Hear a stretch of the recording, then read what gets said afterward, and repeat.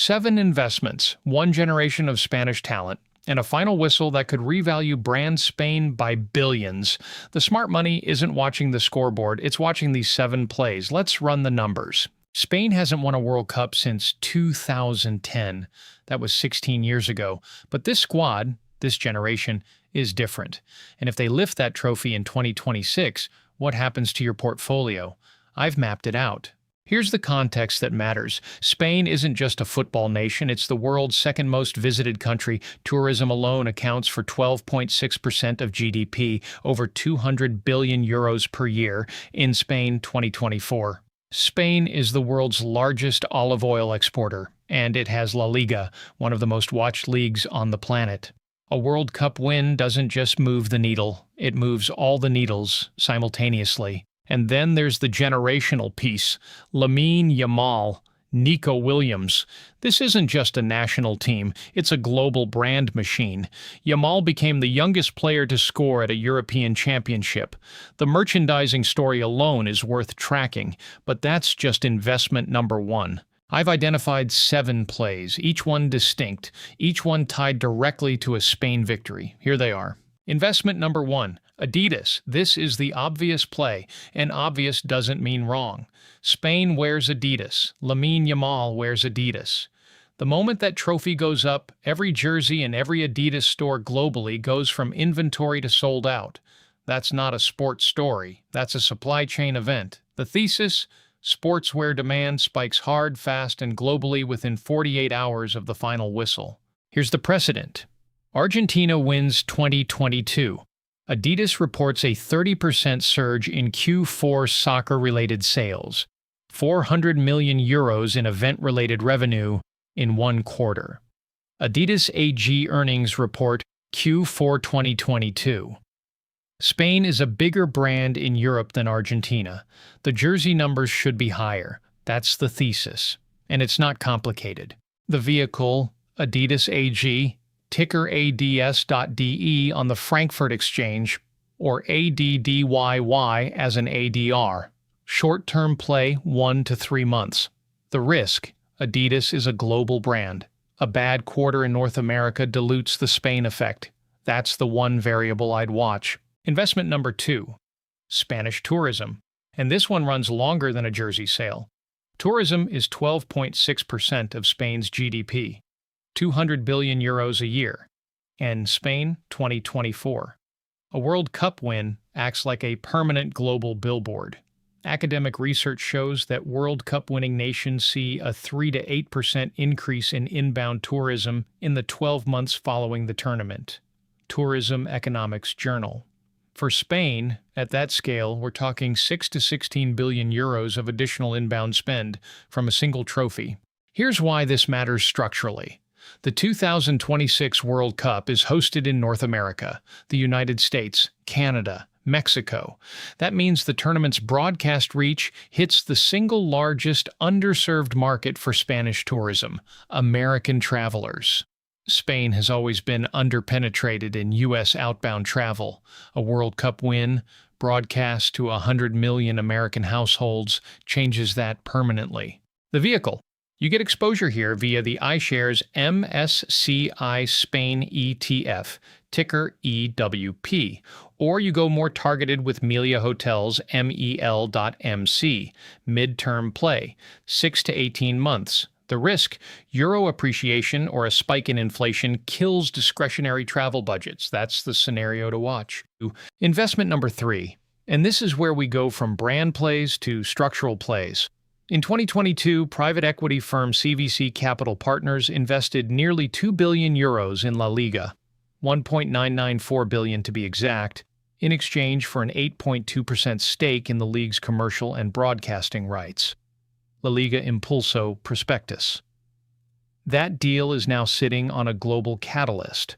A Spain World Cup victory is the best possible commercial event for La Liga's international valuation, and CVC owns a piece of that upside. Here's the number. La Liga's U.S. TV rights are currently valued at $1.4 billion over 8 years. ESPN deal, Sports Business Journal. A Spain victory broadcast to North America reprices that deal upward at renewal. That's CVC's upside, and without them doing anything, it's already in the structure. If this kind of analysis is useful to you, hit subscribe. I run these every week. Now, back to the numbers. The vehicle, CVC Capital Partners, ticker CVC.AS, on Euronext Amsterdam. Long-term play, 2 to 5 years. The risk is real and specific. Real Madrid and Barcelona both opted out of the CVC deal. That means the two biggest clubs are not in the structure. Keep that in mind. Investment number 4, Telefonica, and this is a sector shift from sportswear and tourism to telecom and media. Here's the thesis. A Spanish World Cup victory creates a domestic sports media boom. Telefonica, through its Movistar brand, is the dominant pay TV broadcaster in Spain. CNMC Spain reports. When a nation wins, subscriptions don't just hold, they spike. People upgrade to premium sports packages, cancellation rates drop, ad rates go up. Telefonica sits at the center of all three. Here's where it gets interesting. After Spain won Euro 2024, Movistar's sports tier saw record sign-ups in the 48-hour post-victory window. CNMC Spain regulatory filings. Now scale that to a World Cup win, broadcast globally in North America with peak viewership. Telefonica isn't just a telecom play. In the right scenario, it's a sports media play, and those two things are finally starting to overlap. The vehicle, Telefonica stock, ticker TEF on the NYSE, or Broad European Telecom ETF exposure via EXV2. Midterm play, 3 to 12 months. The risk, intense fiber competition in Spain is squeezing margins. A sports boom helps retention, but it doesn't fix structural cost pressure. Know the difference. Investment number 5, and here's where it gets interesting. Spain is the world's largest olive oil exporter, top 3 in wine, and exports represent over 30% of Spain's GDP. ICX Spain. That's a massive export economy, but one that's chronically underrepresented in U.S. retail. A World Cup win, hosted in North America, is essentially a free, primetime, 6-week advertising campaign for brand Spain, broadcast to the exact consumers who have the money to buy premium Spanish products. Here's the specific logic. The 2026 World Cup is played in U.S. cities. Los Angeles, New York, Dallas, Miami. Those are the exact markets where Whole Foods and Costco have their highest spend customers. Spanish agricultural brands that secure permanent premium shelf positioning in those retailers off the back of a World Cup win. That's a structural revenue shift. And it's happened before. With France, with Germany, with Argentina. The vehicle, European consumer staples ETFs or diversified Spanish food conglomerates, mid to long-term play, 1 to 3 years. The risk is climate. Andalusia drought is a real supply shock risk. You can have all the demand in the world and no olive oil to sell. That's the variable nobody is pricing in. Investment number 6, and nobody in sports TV is going to tell you about this. So I will. Here's the play that lives entirely inside a football trophy. It's called the IBEX 35 Behavioral Finance Arbitrage. The IBEX 35 is Spain's benchmark stock index. Think the S&P 500, but for Spain. And it contains a pattern that academic researchers have documented but almost no retail investors know exists.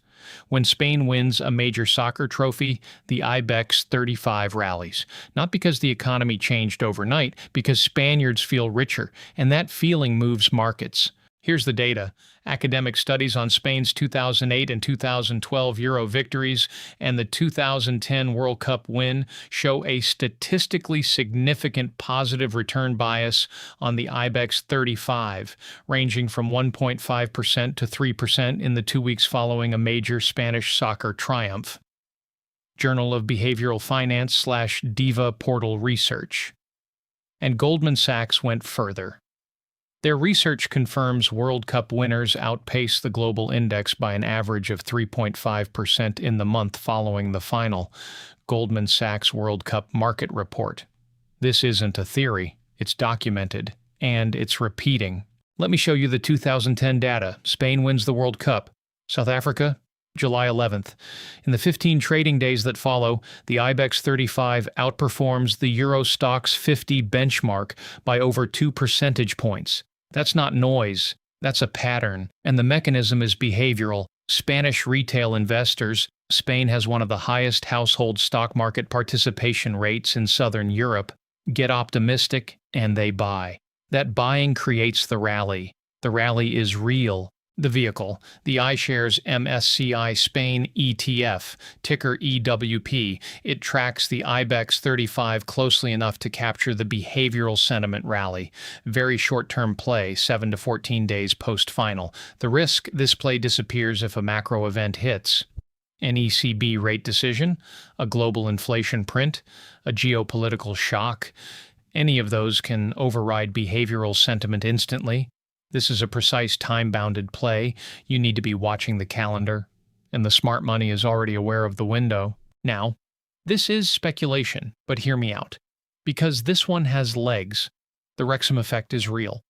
Ryan Reynolds and Rob McElhenney bought a lower division Welsh football club, turned it into a Netflix documentary, and created a global fan base out of nothing. Since 2020, U.S. private equity capital has been quietly circling European lower division clubs, looking for the next Wrexham. Here's my thesis. If Spain wins this World Cup, the spotlight on Spanish football culture doesn't stop at Real Madrid and Barcelona. It cascades down. Suddenly, every U.S. investor with a sports portfolio looks at the Segunda Division, Spain's second tier, and sees undervalued assets with global storytelling potential. Spain's World Cup win is the catalyst that turns that casual interest into a capital inflow. We're talking about an entire division of clubs that are now suddenly investable for U.S. money, and that's a structural shift. Now, still speculation, but hear me out on the moonshot. What if a Spain victory in 2026 doesn't just create short-term plays? What if it reprices La Liga's entire broadcast rights cycle, globally, for the next decade? Here's the chain. Spain wins. The World Cup is hosted in North America. 45 million Spanish-speaking Americans watch the final.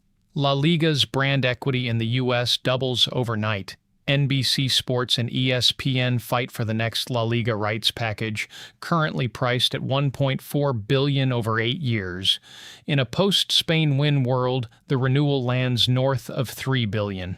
CVC, which owns 8.2% of those commercial rights, sees its $1.994 billion investment repriced dramatically upward. That's not a small cap move, that's a structural repricing, and the window is now.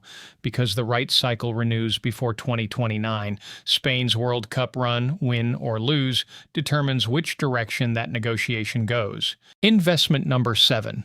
This one doesn't pay off next week, but in 4 years, it might be the most important one on this list. Spanish youth football academies, La Cantera, the system that produced Yamal, Williams, Pedri, Gavi. Spain has over 1 million registered football players and some of the highest margin youth academy operations in the world. RFEF annual reports. A World Cup win doesn't just celebrate that system, it commodifies it. Suddenly, every football federation on earth wants to license the Spanish model, and that creates a structural business. Here's the data that makes this real. European sports tech venture capital investments grew by 20% year over year in 2023 and 2024. European VC databases. Spain already has a nascent sports tech ecosystem. Companies building player tracking software, academy management platforms, and performance analytics tools. A World Cup win puts that ecosystem on the global map. U.S. VCs who have been watching from the sidelines now have a reason to fly to Madrid, and when U.S. capital flies to Madrid, things reprice fast. The vehicle. Private equity funds with sports tech exposure or small-cap European leisure and sports stocks. This isn't a ticker-and-go play. This requires patience. Long-term, 1 to 4 years. The risk? High fragmentation. The Spanish youth sports industry is composed of hundreds of small, independent operators. There's no clean ETF, there's no Amazon of academies yet. The speculation here is that a World Cup win accelerates consolidation, and that consolidation creates the vehicle that doesn't exist today. I'm not your financial advisor, but the math doesn't lie, and it's pointing here. All right, the playbook. 7 plays. Here they are. Fast. 1. Adidas. Jersey demand spike. Thesis. Gen Z icons drive global sellout within 48 hours. Short term. 2. Spanish tourism. The billboard effect. Thesis. 3 to 8% inbound tourism boost in the 12 months post-win. Midterm. 3. CVC Capital Partners. La Liga commercial rights repricing. Thesis. U.S. broadcast rights renewal goes north of $3 billion. Long term. 4. Telefonica. Domestic sports media boom. Thesis. Subscription spike. Ad rates rise. Cancellations drop. Midterm. 5. Marca Hispana exports. Brand halo on olive oil, wine, premium food. Thesis. Permanent U.S. retail shelf positioning. Mid to long. 6. IBEX 35 via EWPETF. Behavioral finance arbitrage. Thesis. 2 to 5% sentiment rally in 14 days post-final. Very short term and the most time-sensitive play on this list. 7. Spanish sports academies and tech ecosystem, the long game. Thesis. World Cup win accelerates global licensing demand and USVC inflows. 1 to 4 years. That's the playbook. None of these are guaranteed. All of them are logical. I'm not your financial advisor. I'm just someone who ran the numbers. That's 7 investments, 1 country, 1 final whistle. I'll be running this same analysis for every major contender before the tournament ends. Argentina, France, Brazil. If you want those breakdowns when they drop, subscribe. It takes 2 seconds and it keeps you ahead of the game. Next video, what happens to the U.S. economy if the United States actually wins this World Cup? Spoiler, it's bigger than you think. See you there.